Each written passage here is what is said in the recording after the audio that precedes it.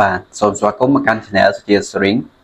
ថ្ងៃនេះដែរខ្ញុំមានវីដេអូថ្មីមួយសម្រាប់ចែករំលែកទៅកាន់បងប្អូនទាំងអស់គ្នាទាក់ទងនឹងវិធីសាស្ត្រមួយដែលយើងផ្ញើឯកសារនៅក្នុង Telegram ឯកសារឬក៏រូបភាពផ្សេងៗ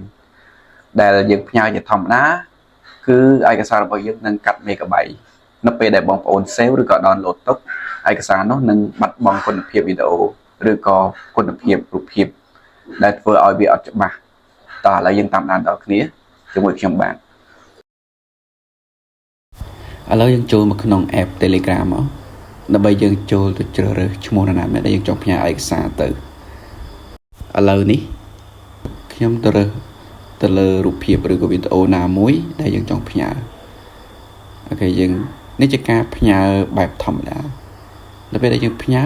ទៅទៅនឹងឯកសារគឺយើងអាចផ្ញើបានដូចគ្នាប៉ុន្តែនៅពេលដែលយើង save ឬក៏ download ទុកគឺឯកសារហ្នឹងគឺយើងត្រូវបាត់បង់គុណភាព megabyte របស់វា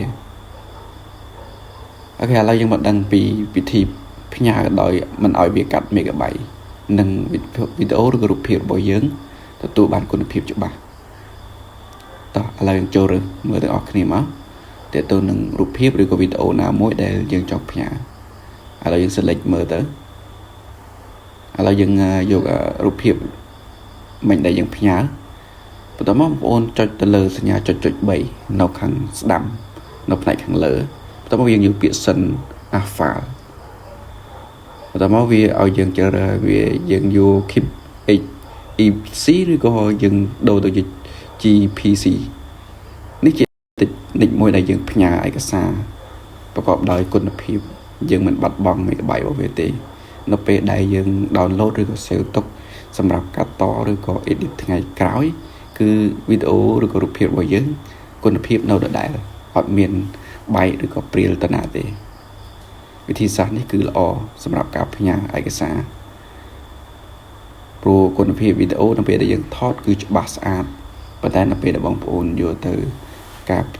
ផ្ញើឬក៏ការកាត់តអីផ្សេងគឺវាអត់ច្បាស់ទេវាទៅបាត់បង់ megabyte ដើរមកវាអូខេបើសិនជាបងប្អូនចង់ឲ្យវីដេអូរបស់បងប្អូននៅរក្សាគុណភាពដូចដើមអាចធ្វើតាមវិធីនេះបានសម្រាប់បងប្អូនដែលចូលចិត្តទស្សនាជាមួយវីដេអូរបស់ខ្ញុំកុំភ្លេចជួយ Subscribe Channel ម្នាក់មួយផងដើម្បីទទួលបានវីដេអូបន្តទៀតបាទអរគុណ